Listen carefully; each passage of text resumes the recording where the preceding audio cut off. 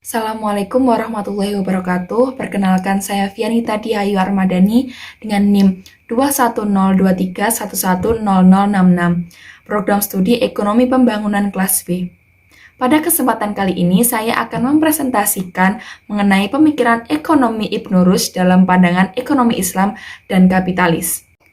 Ibnu Rushd atau nama lengkapnya Abu Al-Walid Muhammad bin Ahmad bin Muhammad bin Rushd berasal dari keturunan Arab kelahiran Andalusia. Ibnu Rushd lahir di Andalusia, Spanyol, tepatnya di kota Cordoba tahun 526 Hijriah atau 1198 Masehi. Ia lahir dan dibesarkan dalam keluarga ahli fikih.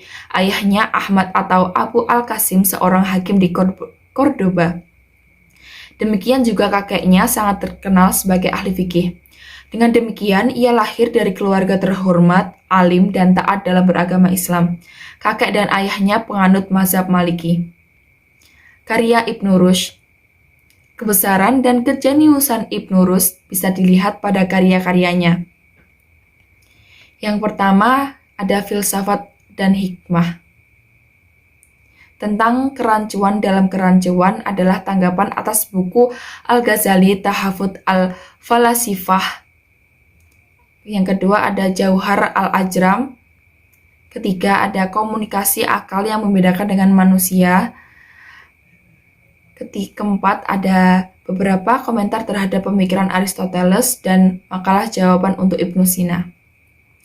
Dalam ilmu kalam ada uraian tentang kitan, filsafat, dan syariah, keyakinan kaum liberalis dan pakar ilmu kalam, dan beberapa metode argumentatif dalam akidah agama. Dalam fikih dan usul fikih terdapat dasar mujtahid dan tujuan orang yang sederhana,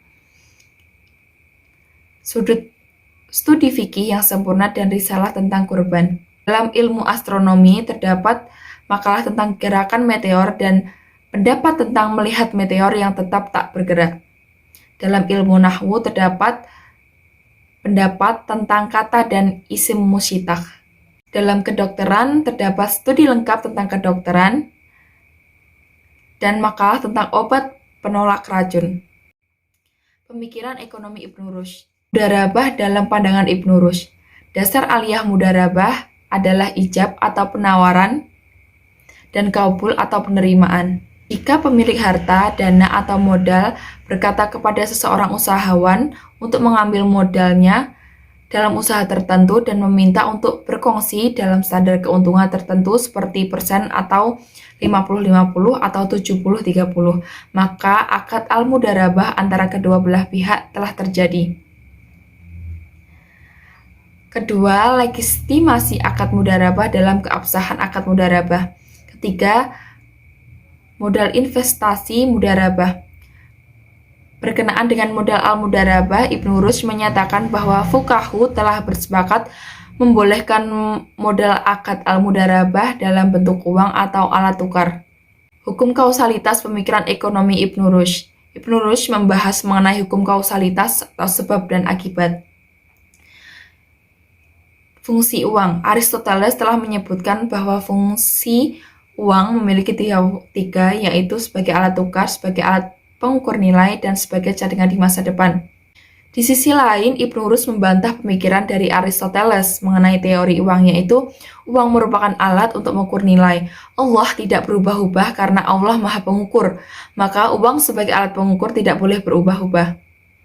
Fungsi cadangan untuk konsumsi masa depan sangat tidak adil jika terjadi perubahan. Kapitalisme. Kapitalisme berasal dari asal kata kapital, yaitu berarti modal, yang diartikan sebagai alat produksi semisal tanah dan uang.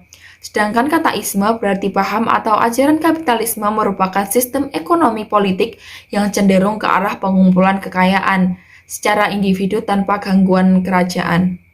Dengan kata lain, kapitalisme adalah suatu paham ataupun ajaran mengenai segala sesuatu yang berhubungan dengan modal atau uang. Dalam ekonomi, peran modal sangatlah besar. Bahkan pemilik modal bisa menguasai pasar serta menentukan harga dalam menggeruk keuntungan yang besar. Industrialisasi bisa berjalan dengan baik kalau melalui kapitalisme. Fernand Braudel pernah menyatakan bahwa kaum kapitalis merupakan spekulator dan pemegang monopoli yang berada dalam posisi untuk memperoleh keuntungan sebesar besar tanpa menanggung banyak resiko. Konsep ekonomi kapitalis adalah suatu sistem yang memberikan kebebasan yang seluas-luasnya kepada individu untuk melakukan perekonomian.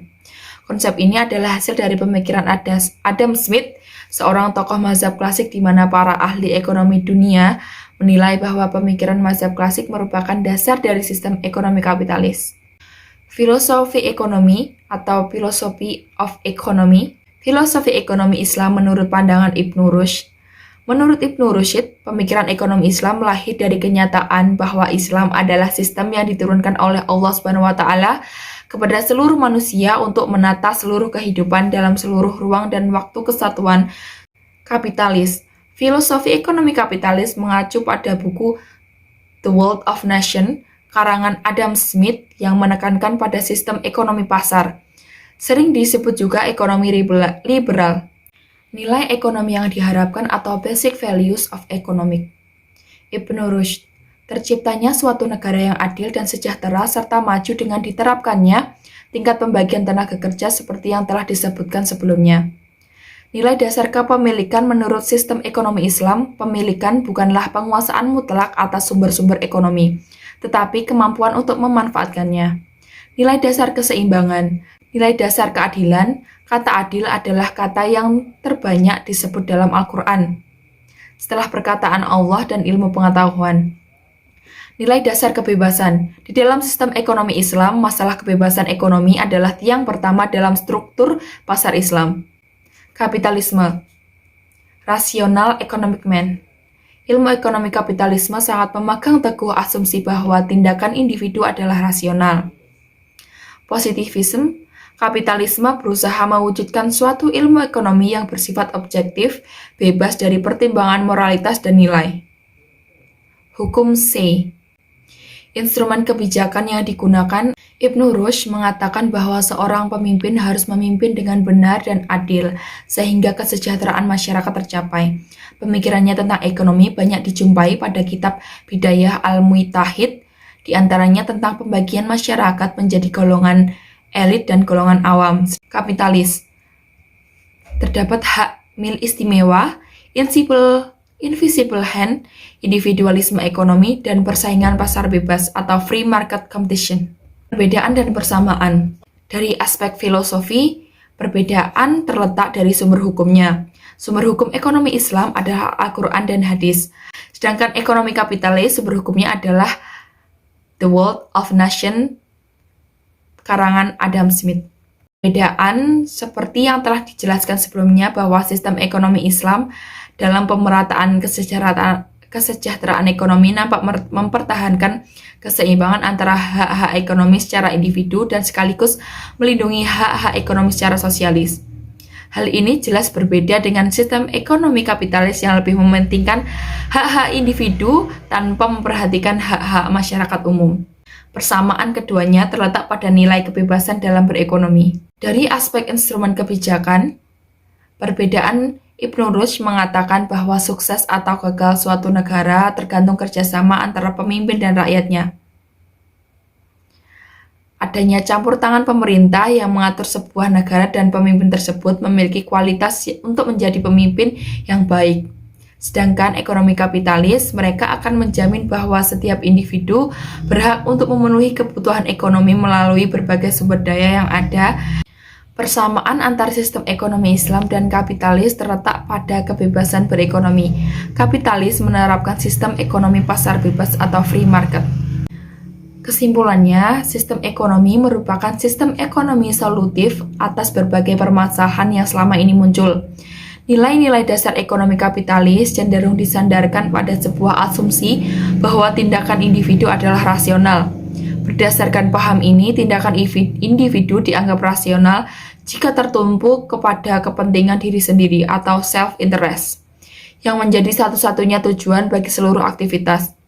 Dalam implementasinya, rasionalitas ini dianggap dapat diterapkan hanya jika individu diberikan kebebasan dalam arti yang seluas-luasnya, sehingga dengan sendirinya di dalamnya terkandung individualisme dan liberalisme.